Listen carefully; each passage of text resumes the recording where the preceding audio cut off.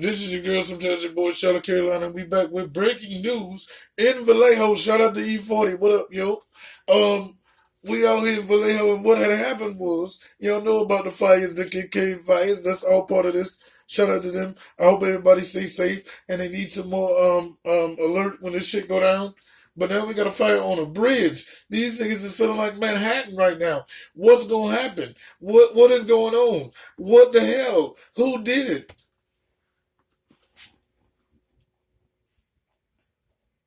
Well, Charlotte? Do I look like 6ix9ine, nigga? I don't know. I was about to say, well, Charlotte, we don't know. Well, let's roll that beautiful bean footage. And I'm making beans and rice.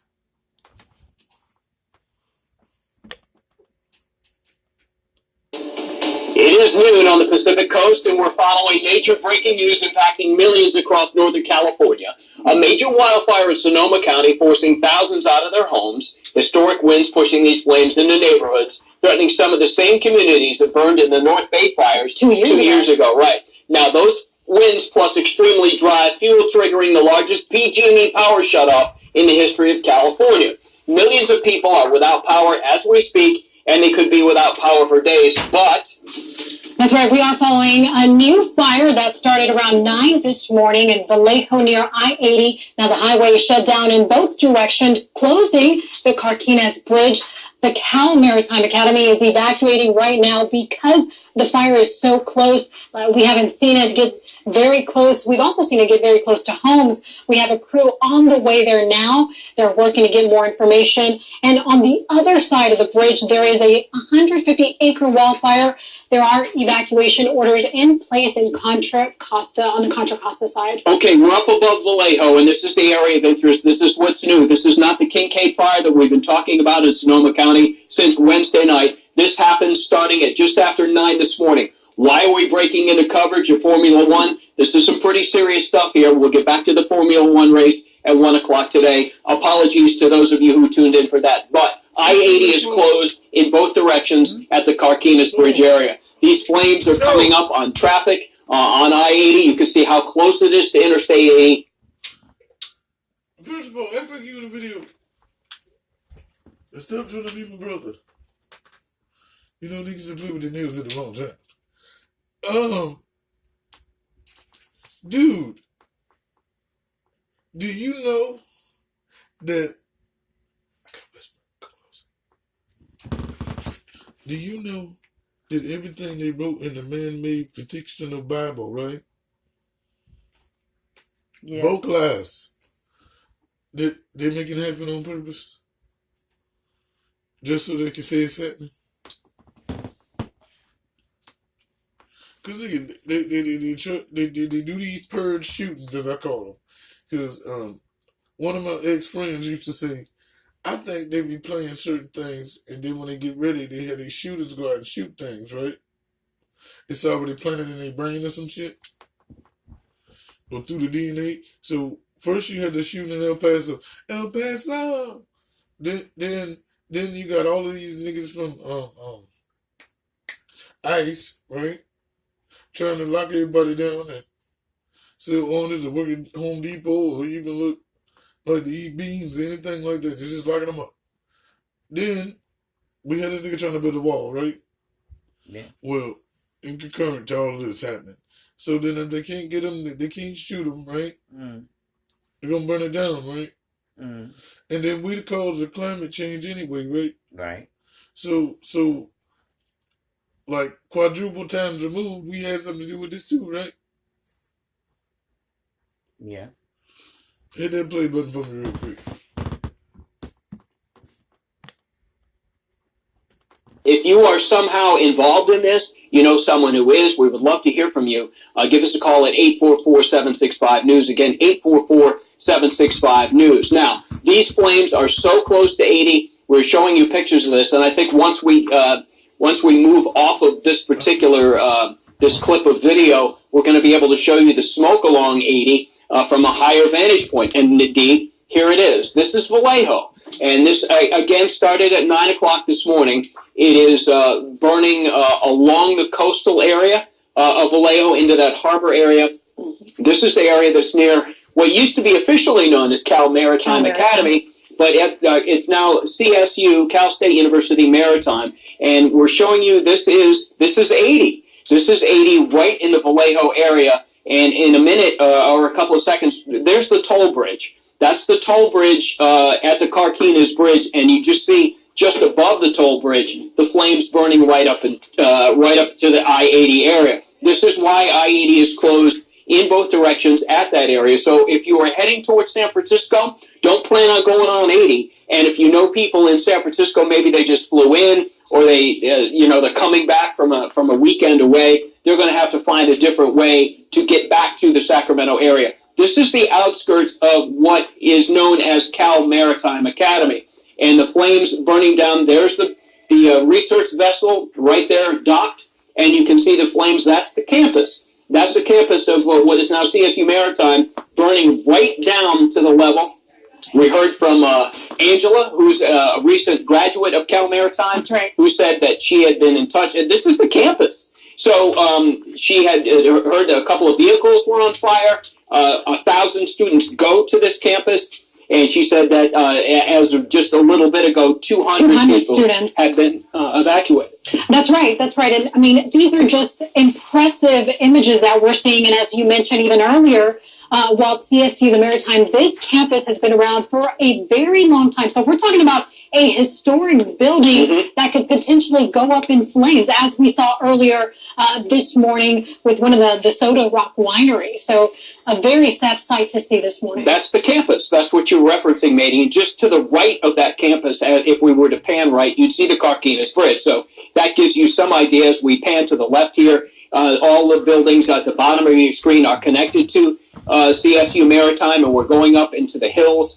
And as of now, we don't know how this started. Again, this fire is about 3 hours old, and obviously it is involving a lot of Vallejo. We don't believe it has any connection to the Kincade fire. Obviously, that is some distance to Vallejo from the KK fire, but with the winds being what they are, and, we don't have to tell you if you stepped out or you were awakened at 2, 3 o'clock this morning, that's when the switch got flipped.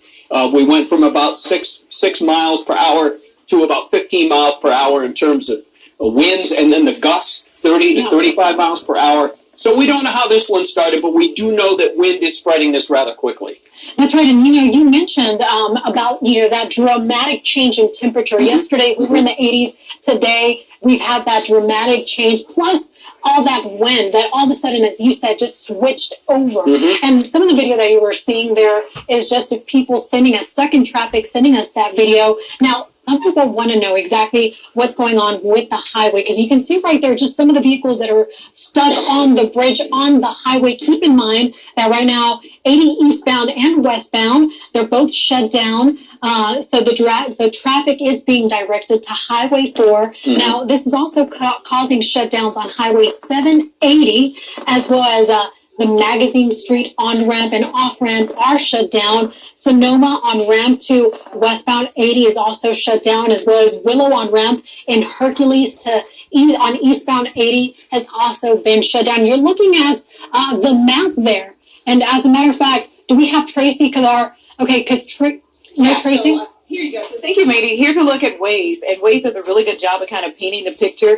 Everything that you see there that looks like a candy cane, that's actually closures, and that closure begins around 780 at Benicia, going all the way to State Route 4. So we have slow going coming in just near Georgia Street. You can see the red there. That's showing that we have a backup, and once you start to see that pink and white striping, that is the actual closure that begins at Benicia Road, extending right through 780. And that will also be a part of the forecast as far as our travel forecast over the course of the next could be hours, depending on what happens with this particular setup that they have going on, again, over parts of the Carquinez Bridge. So some slow going there on Highway 80. We're going to be monitoring that for you as well. If you're looking for another alternative to try to get into the San Francisco area, again, I'm still showing that slow going all the way once you cross the Carquinez Bridge going into State Route 4. You can still see, again, we do have some slow going there as well.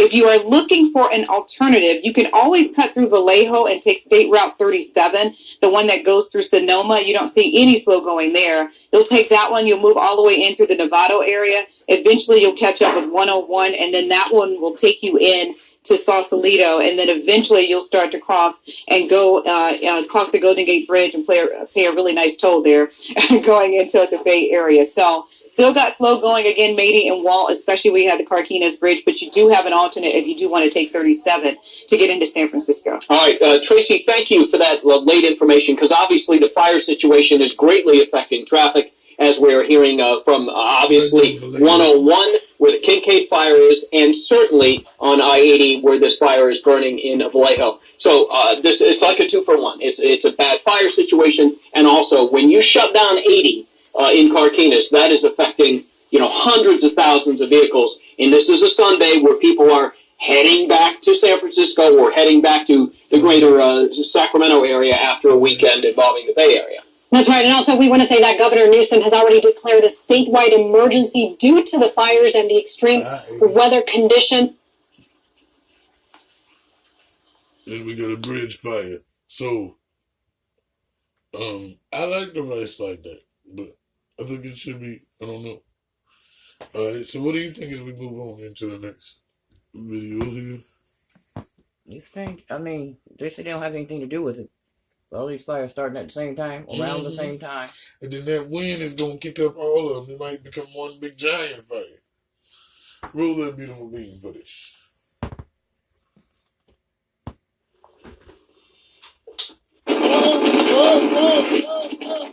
New tonight, I'm talking to the man who shot this video that is now going viral. Gerald Contreras helped cars escape that grass fire that shut down I-5 in Sacramento for hours on Sunday. I mean, that had to have been wild for you watching all that smoke and fire there on the interstate. Yeah, it's just something you don't expect to see. Go up here, right there.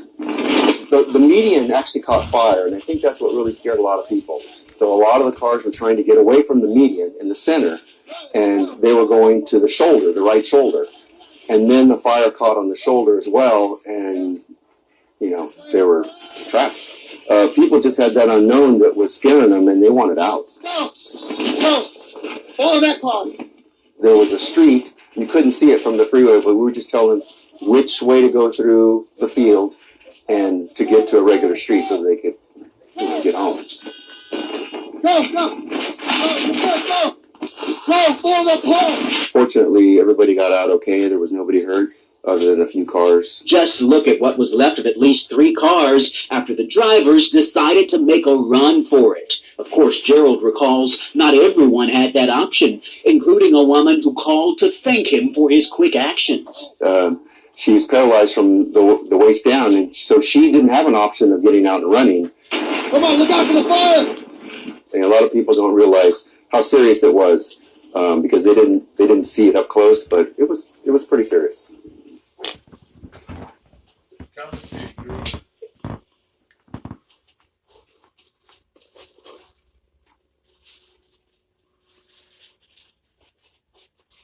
And I was going to put some of the tomato juice in the rice instead of in there.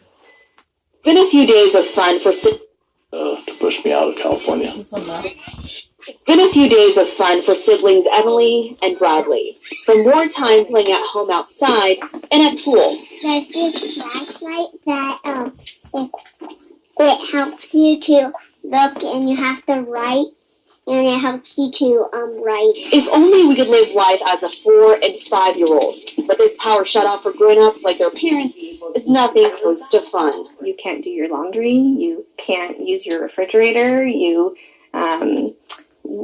can't use your air conditioning if it's hot. The Fast family is dealing with their 4th power shutoff in just a few weeks. The first blackout, they left town. The second time, they got a generator. It's to help power the well, too. One of the biggest things is honestly keeping just the lights and the refrigerator going and TVs for kids. I mean, it's hard to entertain 4 kids with no power. But the biggest challenge on the top of Heather and Brian's minds is Brian's business. It's really crazy because it's like a ghost town. With the power out, the machines have stopped at his sheet metal company. Well, today I had to actually buy from another shop. I had to buy products that we typically build to fulfill orders. and I had to buy it at a cost of actually more than what I sell it for. Generators to power all these machines are not an option financially. It would cost at minimum $100,000, and he keeps losing money with each blackout. It hasn't been going on long enough to really pencil everything out, but I know that I'm losing. It's in the thousands a day, not being able to do anything here at the shop. The effects of the blackout are making them think if moving may be the best decision for the family. If there's enough proof there that there's not going to be a resolution to this anytime soon, then that may be enough to push me out of California. People are going to have to move because they'll be losing homes and businesses. You don't have electricity, you can't run a lot of things. Duh. So therefore, businesses Like the will kids go down. still get nightmares about the fire. And then with this fire, it triggered everything. This situation is all too familiar for Ben You Hernandez. need to get this situated. Just, You feel me? it's crazy, kind of numbing and Yeah. just eerie that it could happen again. But here I am. Just 2 years ago, Ben was living here in Coffee Park when his home was destroyed by the Tubbs fire. Just devastating. Broke down. When we came back like the next morning, I wanted to see what happened, and it was emotional. Very emotional. We lost all our photos and baby pictures. So that's the hardest. Ben and his family got a fresh start back in July when they moved into their brand new home. But now Ben finds himself in yet another predicament. With the threat of the Kincaid fire looming, Coffee Park is now located in a mandatory evacuation zone. However, Ben has no plans on leaving. In fact, he has a hose ready to protect his home shall flames come close. I just can't leave. I just want to be in my home. That's where I feel safe. That's stupid. Tell him why. Because he probably doesn't, with him spraying the water.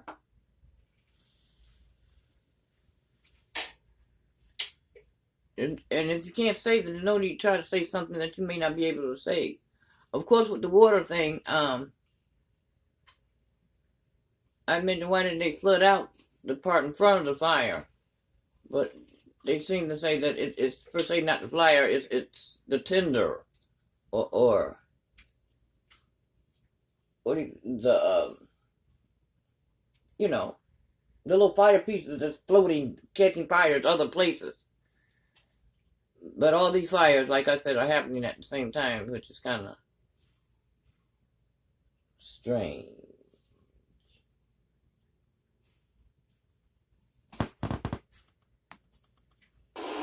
So we're kind of writing it out. In the meantime, they're remaining optimistic that they won't have to witness their community being burnt down for a second time. Hopefully they get a handle on it and the winds don't pick up, I guess, tomorrow. So hopefully we'll be good. And also, if he's the only one that's doing that, it may not work so well.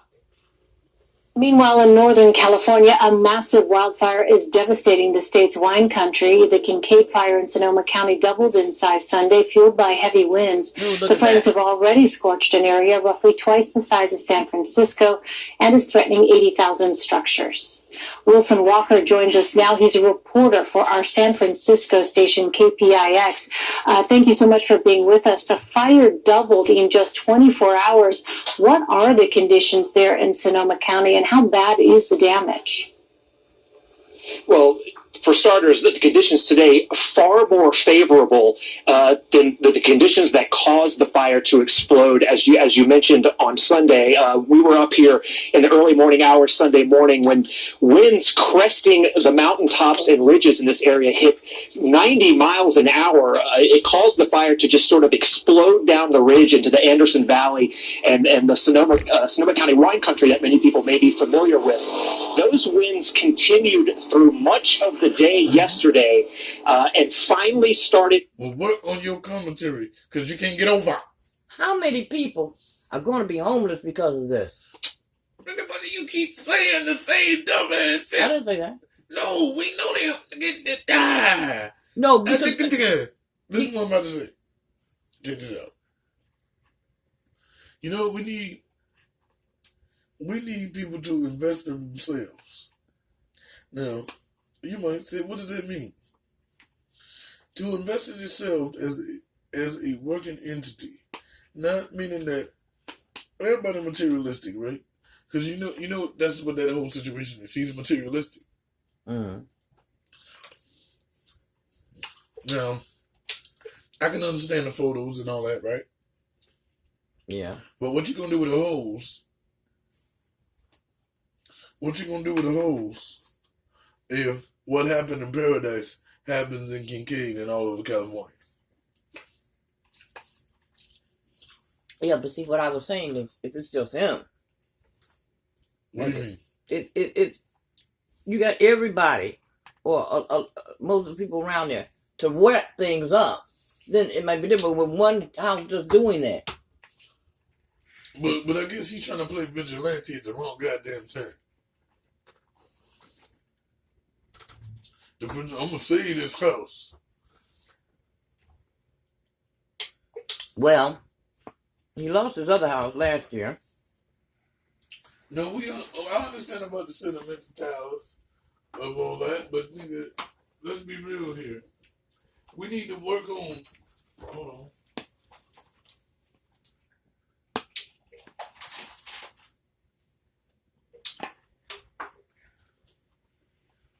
One thing, there's two reasons why I want to save it. One, because look, if you already in a state where you can't buy another home, you in debt and stuff, I can understand, right? Mm-hmm. But if you can buy another one, mm-hmm. we need to learn how to rebuild instead of being stuck on the past. And then the second reason why I wouldn't do that is because what if you the only one that saves your house in an area filled where everybody else's shit is demolished? Yeah. That comes with tons of guilt. And they're talking about the buildings that are also going to be destroyed. Well, if there's no stores and no, and no businesses that are surviving. And have you noticed something?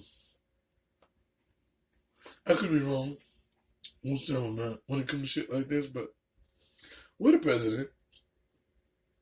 You know, he always visit after the shit's destroyed. You notice that? But he ain't going there now. Why not? I don't know, but he should. That would at least make. I don't know, something should be done because the ones that there are people who've already been in these fires who can't replace their homes, and who insurance is not giving them money. The ones in New Orleans from the what's the name? Oh, Irving, Virginia? Yeah. They still struggling. Some of them still don't have homes. That's what I'm talking about, the homeless, and you wait for insurance, and this is so many homes and so much money. Do you even think that the insurance company can help? They're asking the government for help. Where's FEMA at? And yet still these people don't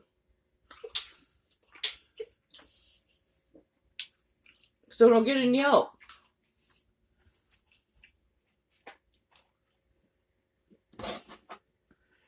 Who said you can get some juice?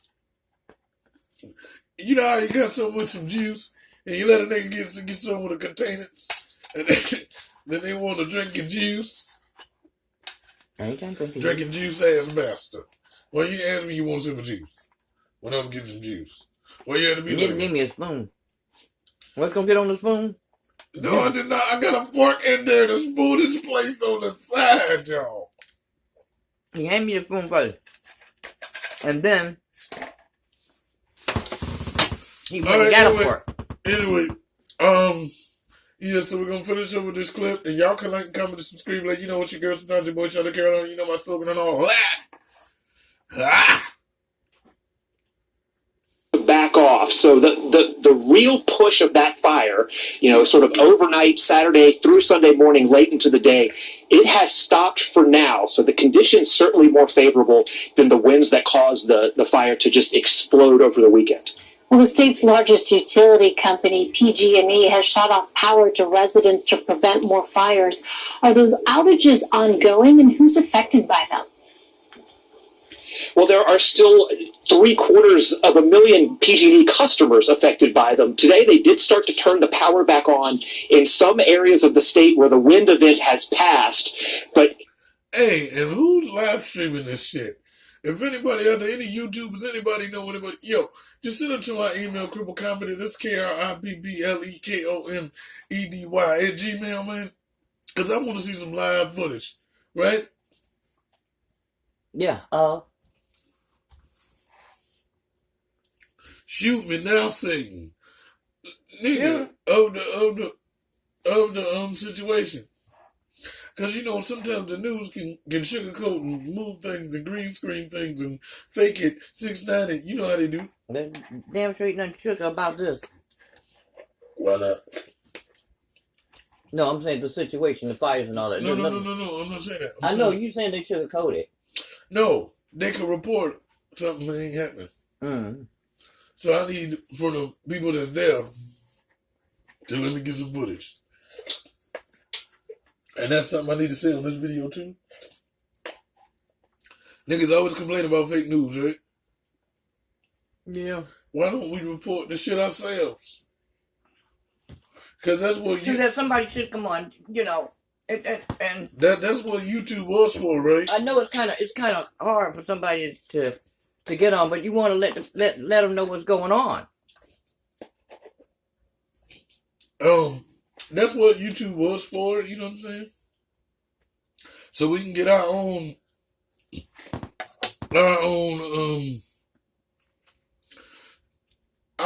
report, you know what I'm saying? Like, rap, hip hop is good news, you know what I'm saying? And now that it is actually evident that they do false news. Right, well, allegedly. Okay, allegedly they do false news. It would help to someone in that situation saying this is what's happening. Besides the news going to get somebody from the hood and spread that be hood news, you feel me? When they be, what did you see, Lucretia? Well, I just saw flames and I was running. No. But you notice who they got?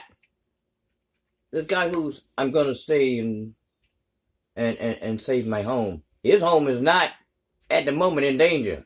Because they're trying to get you to stay there and die. Or evacuate at the same time so you still die. Or evacuate too late. So then guess what happens? You die. We need to do it again for people don't understand. The people who don't get the messages, who don't get the... Let's start it over for them. I said, you hear the message too late, and then you what? You die. You move at the same time, and it's conjunction in traffic, and what happens? You die. Or you patriotic and you try to save something that's going to go anyway. What happens to you? You die. Damn, you got it. Because he's going to try to protect his house with a hose. But what if the house next door not trying to protect? But you got to realize that's why they picked him. Because they want to promote that. You see what I'm saying? Because I wouldn't pick him. You want to... you talk about the wrong shit. Let's go to somebody else. Because wouldn't it be better if they're coming with them flames of water and just dropping gallons of water across the road and all? Nigga, they couldn't even drop gallons of water in Africa. Jay-Z had to do it. They couldn't even come by FEMA and help them. FEMA couldn't even come by, swing by and pick up a nigga doing Katrina. What the hell? Now we're going to talk about, shit, we're talking about the ocean level rising. Won't we use some of that rising water to put out these flames? That's what what the I'm hell? saying. Yeah. I'll be damned. And United Nations, can we get somebody over there? Can somebody help us out? What are you gonna do? Come across when all the cinders is buried out and everything? But let's finish this beautiful being. And are we gonna go through this every year? Well, I guess supposedly we went through it every year, but we wasn't televised until enough forest fires start catching and killing people. But let's roll this beautiful being footage. Here's the real complication here. There is another wind event, as they're being called, expected tomorrow night. So there are still, 300 and some odd. Did this nigga say wind event like it's the new Yeezy album coming out? They'll be expecting another wind tomorrow. So don't that tell some people to leave tonight? Word. Well, no, not necessarily. Not necessarily, but maybe. And that always depends on, this is what I want y'all to understand. Do a checklist. If leaving is not going to hurt you that much, you know what I'm saying? Like if you don't have to just leave with nothing, like if you got aunts and uncles and shit close by, that's not around this area or next to California, you know what I'm saying? Uh-huh. And it ain't going to put you out that much, go ahead and leave right now. But you know what I'm saying? If you ain't got nobody and that's your last choice or whatever, then wait a little bit. A little bit, not too much. A little bit. Please don't wait like the lady did in Paradise. Please don't. Because you'll be living with that guilt forever. Roll that beautiful video footage.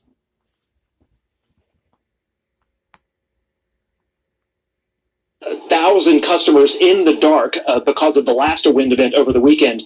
They will not get all of those customers turned back on until the next wind event arrives. So for some folks, this will be an outage, that started over the weekend and will continue into the week. So, the risk of fire drives the power outages. The power outages complicate the ability to sort of respond to the fire and warn people about the fire. They kind of go hand in hand. And as the fire continues, so does this outage. Absolutely. You mentioned that winds backed off a bit Monday, so were firefighters able to make some progress in containing the fire? Yeah, I mean, in terms of firefighting, this is what you call a good day. I can show you what today looked like. It's not the spectacular flames and just sort of that dynamic environment that you had over Sunday. It's a lot of real blue collar dirty work. This is men and women with axes and rakes heading out into the areas that have burned and literally with their feet digging into the ground, making sure that anything that's still burning is extinguished before the winds pick up again. Remember, you're in this sort of series of bad weather. When you get the good weather, that's the time to get out there and make sure things are extinguished before the winds pick up and can blow that fire up across more terrain. Considering what they were facing Sunday night, they did a pretty spectacular, Sunday morning, they did a pretty fantastic job. That was a lot of wind, a tremendous fire that really could have gone a lot of different directions, but they had 2,000 people out here working on it. And sort of think of the Powell doctrine, right? Just overwhelming force to try to keep that fire from moving as best you can. And in many cases it works. They were able to save a lot of homes. Yeah, some really incredible images there.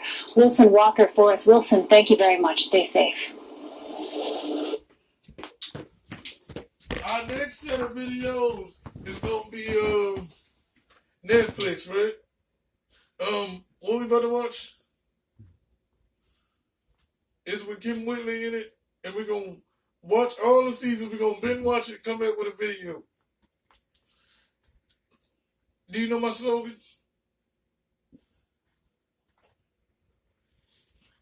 You're fired after the next 20 million videos. It's your boy, sometimes your girl, Charlotte Carolina. And I'm out this biatch.